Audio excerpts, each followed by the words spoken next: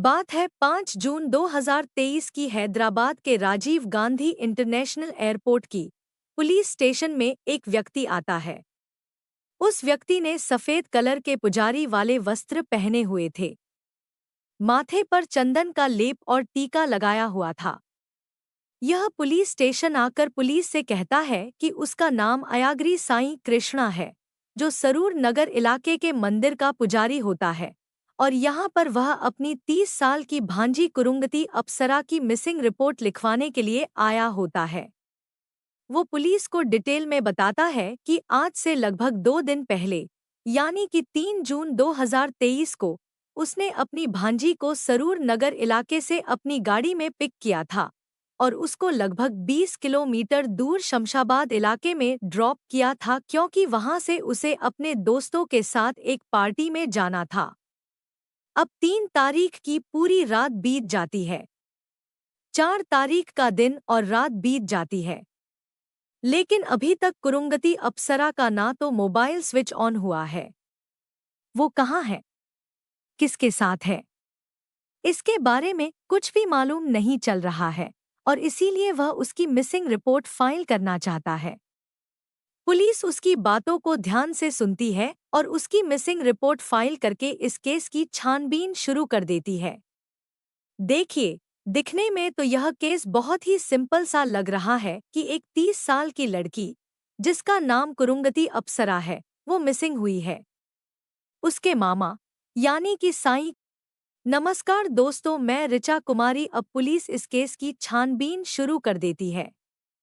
सबसे पहले कुरुंगती अप्सरा के घर जाया जाता है, जहां पर कुरुंगती अप्सरा की मां मिलती है, जिससे सारी बातें पूछी जाती हैं।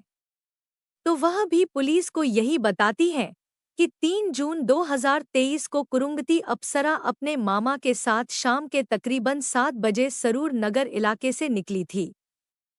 उसके बाद वह कहाँ गई, वह किस हाल में है, इसके बारे में कुछ भी मालूम नहीं चल रहा है। अब पुलिस यहाँ पर कुरुंगती अप्सरा के मामा के बताए अनुसार सरूर नगर इलाके से लेकर शमशाबाद इलाके तक को टारगेट करती है। यह तकरीबन 20 से 21 किलोमीटर का इलाका था। जैसा कि साईं कृष्णा, यानी कि इस लड़की के मामा ने पुलिस को बताया था कि उसने सरूर नगर से अपनी भांजी को पिक किया था और शमशाबाद में उसको ड्रॉप किया था।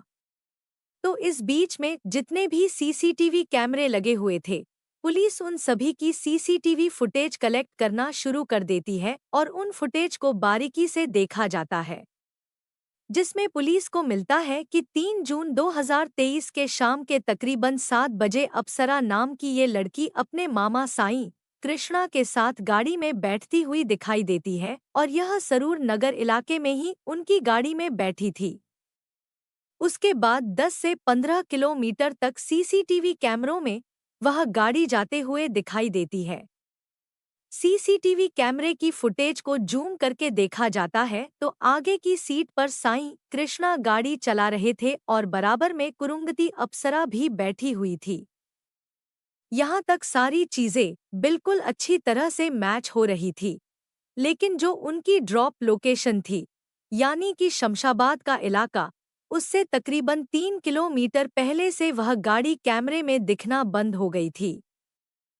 पुलिस को शुरू में लगा कि शायद उन्होंने सीसीटीवी में कोई फुटेज मिस कर दी है, इसलिए बार बार उन सीसीटीवी फुटेज को देखा जाता है, लेकिन कई बार देखने के बावजूद भी अंतिम 3 किलोमीटर के इलाके में साईं कृष्णा की वह गाड़ी कहीं भी दिखाई नहीं देती है। अब पुलिस फिर से साईं कृष्णा को पुलिस स्टेशन में बुलाती है और कहती है कि एक बार फिर से याद कीजिए कि आपने अपनी भांजी को कहाँ पर ड्रॉप किया था, क्योंकि अंतिम 3 किलोमीटर में आपकी गाड़ी कहीं भी दिखाई नहीं दे रही है। अब यहाँ पर जो साईं कृष्णा होते हैं, वह अपने बयान पर टिके हुए थे और कहते हैं कि मैंने उसे शमशाबाद के इलाके में ही ड्रॉप किया था। आप फिर से सीसीटीवी फुटेज को ध्यान से चेक कीजिए। लेकिन पुलिस बार बार उस फुटेज को देखती है, तो ऐसी कोई भी गाड़ी उन्हें दिखाई नहीं देती है। अब पुलिस अपनी जांच का दायरा बढ़ाती है और साईं कृष्णा के साथ साथ अप्सरा नाम की इस लड़की दोनों के मोबाइल की लोकेशन को ट्रैक करती है। 3 जून 2023 को शाम 7 से 9 बजे के बीच में। क्या इन दोनों की मोबाइल लोकेशन शमशाबाद इलाके की थी या फिर नहीं? और यहाँ पर एक चौंकाने वाला शमशाबाद की लोकेशन पर अपनी भांजी को ड्रॉप करके गया था, वह झूठ था। लेकिन उन दोनों की मोबाइल लोकेशन शमशाबाद इलाके की थी ही नहीं। यानी कि यहाँ पर पुलिस को मालूम चल जाता है कि साईं कृष्णा नाम का यह व्यक्ति पुलिस से झूठ बोल रहा है और यह फिर से उसे इंटेरोगेट करने के लिए पुलिस स्टेशन में बुला लेते हैं।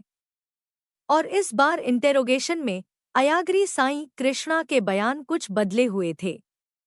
वह बार बार अपने बयानों को बदल रहा था।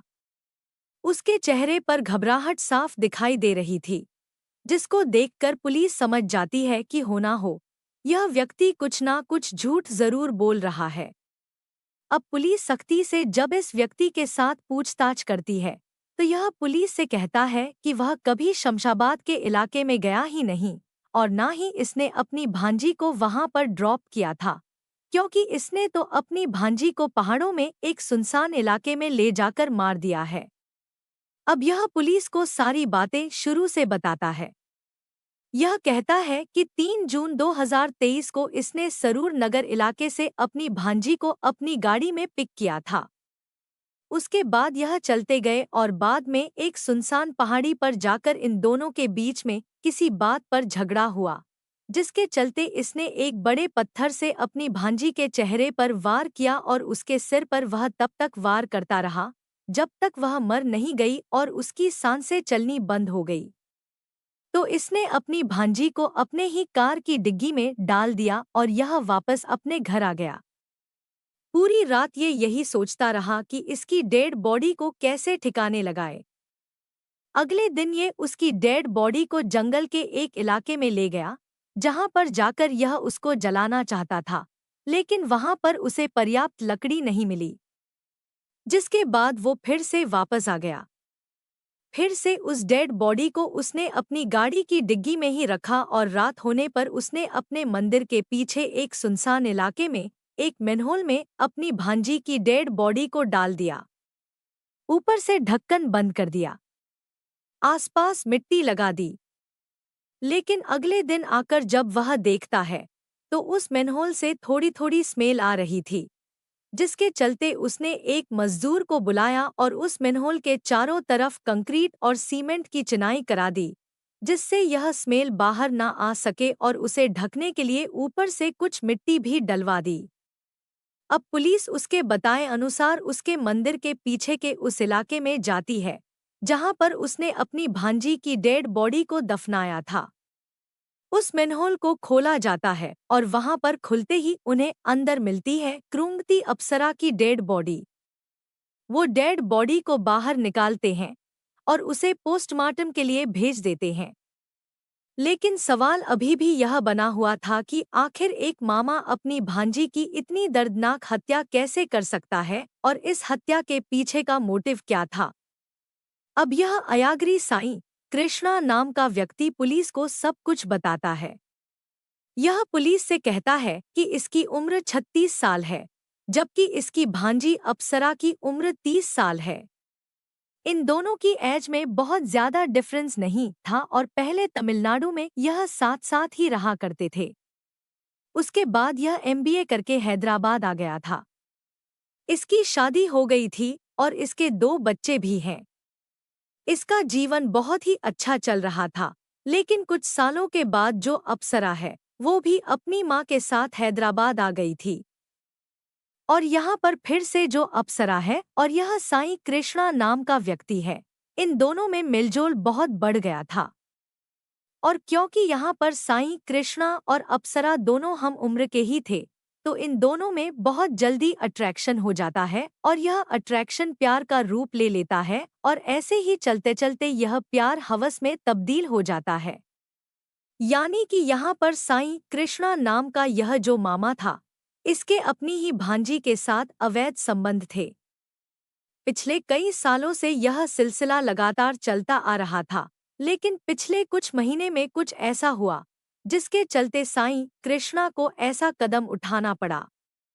वह पुलिस को कहता है कि दरअसल उनके इन अवैध संबंधों के चलते जो अप्सरा है वो गर्भवती हो गई थी और अब वह साईं कृष्णा के ऊपर शादी का दबाव बना रही थी।